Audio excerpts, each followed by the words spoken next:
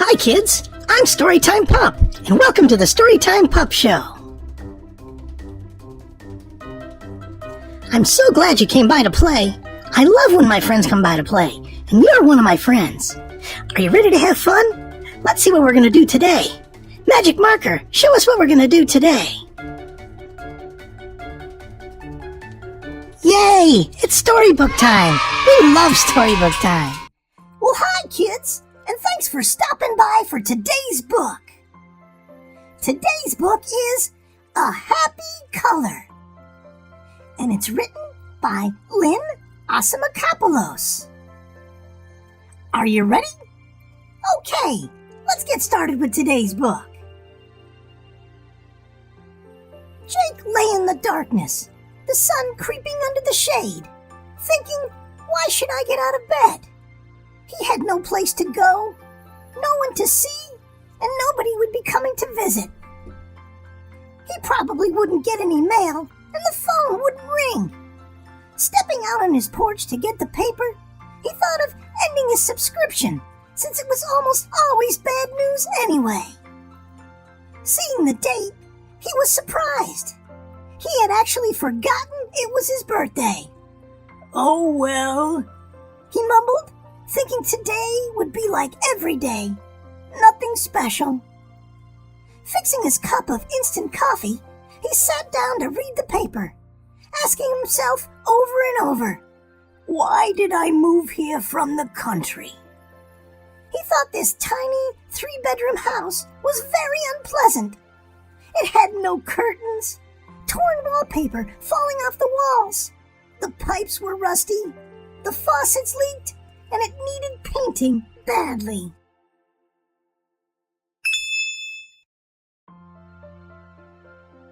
Outside were dried up flower beds, mostly weeds now. Even the birds didn't come around, and worst of all, that ugly old broken down billboard that stood so near the house. The real estate guy had said that the house and lot price included that old billboard, but he didn't know what he could do with it except have it torn down. After drinking his coffee, he began to unpack some of his boxes, but he was tired and had no energy. A knock on the door startled him, since he hadn't yet heard anyone knock. Opening it, he saw a small boy. "Hi, mister," said the boy. "Hello there," said Jake. "Do you own that there billboard?" the boy asked, pointing. Jake hesitated. "Well, yes, I guess I do." "It says it's for rent. Can I rent it all day Sunday?" "All day Sunday?" questioned Jake, who hadn't even noticed the small for rent sign on the corner of the billboard. "What on earth for?"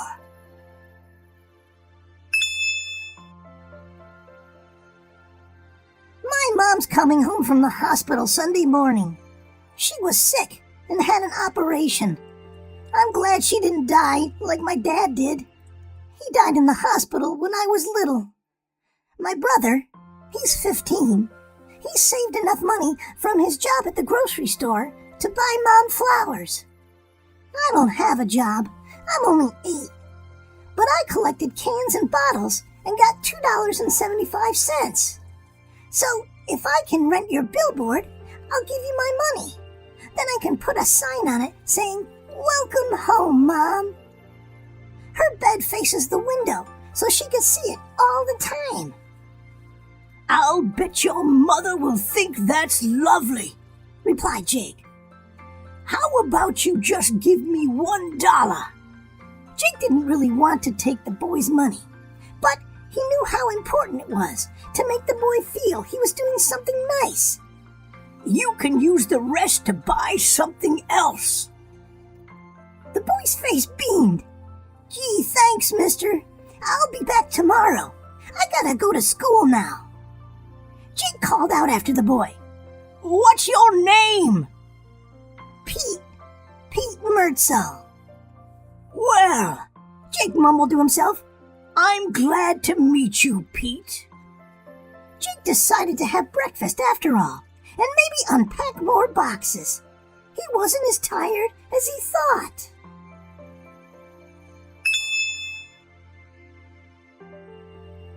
Saturday morning, Jake rose early. When he opened the door to get the paper, there was little Pete sitting on the porch step. "Well, good morning, Pete," Jake said. "You're up early?" "Yep. I wanted to bring you my money before anyone else rents that billboard." "Fat chance of that," thought Jake. "Did you have breakfast already?" "No," said Pete. "My brother sleeps late on Saturdays. I didn't feel like eating cereal alone." "You know," said Jake, "I don't feel like eating alone either. Come on in. We'll have breakfast together." "Sure," squealed Pete, bounding into the tiny kitchen.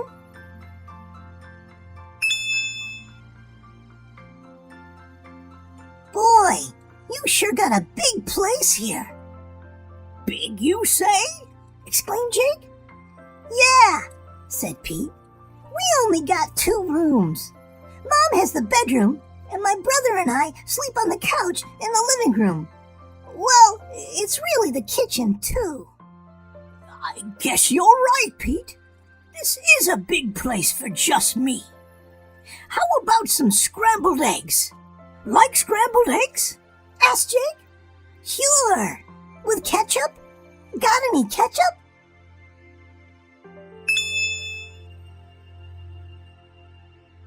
"I think so. Look in the refrigerator," said Jake. Pete scurried to the refrigerator, found the ketchup, and put it on the table. "You want me to set the table?" Pete asked. "I know how." "I tell you what," said Jake. "In the bathroom is an old wooden step stool.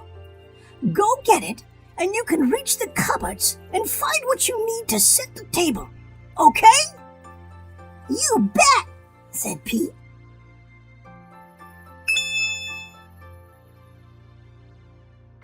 The two had a leisurely breakfast, and then Pete reached into his jacket, pulling out a crumpled dollar bill.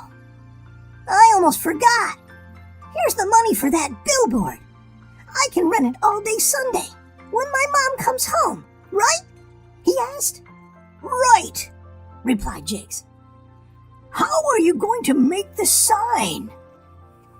"My brother found an old piece of shelf paper at the store. His boss said he could have it, so he gave it to me. I bought a red marker with the rest of my money. I was going to get a blue marker, but red is a more happy color, don't you think?" "Yes," said Jake, laughing. "Red is a more happy color, Pete. Get the paper.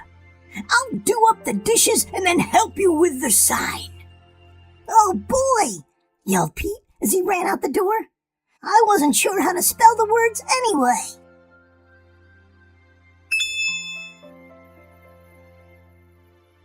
Jake was smiling, putting the last dish away, when Pete burst through the door with the paper.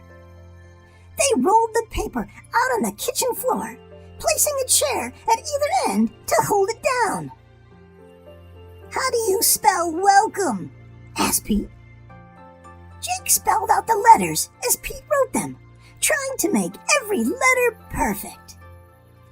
After Pete finished, he said, "You know, I don't think Mom will see it.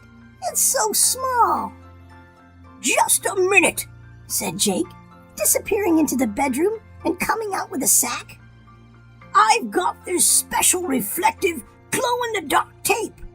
We can use it to make the letters."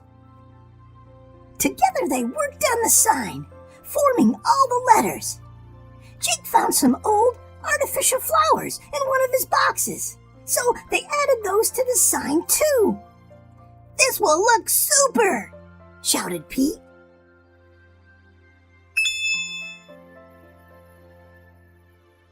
Jake got some nails and a hammer, and they put up the sign, nailing the flowers at the bottom of the billboard, where they could reach from Jake's short ladder. Finished, they sat side by side on Jake's small porch. How old are you, Mr. Jake? Asked Pete. 75 years old yesterday. Did anyone come and see you on your birthday? I mean, Pete said hesitantly. Don't have anybody. My missus died 6 years ago, and my son was killed in the army, Jake replied, looking into the distance. Then he got up. Let's clean up our stuff now. They stood together, looking at the billboard. Kinda makes me feel good we did that, don't it, Mr. Jake? Said Pete. Jake smiled and said, Sure does, Pete. Gotta go now, to help my brother clean our apartment for when Mom comes home. Then turned back, he said, Mr. Jake, do you think I could borrow your step stool? I could use it, for something. Of course, said Jake. Pete ran out carrying the step stool, which was almost as big as he was.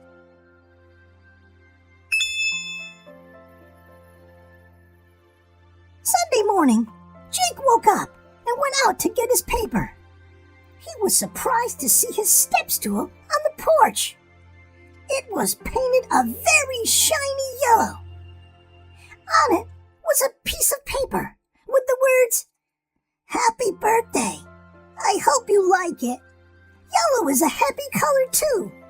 You are a nice man, Mr. Jake. Your friend, Pete. Jake took the step stool inside. Yes, he thought, tears filling his eyes. Yellow is a happy color too. He felt a warmth inside he hadn't felt in years. Maybe he would like living here after all, in this neighborhood full of happy colors.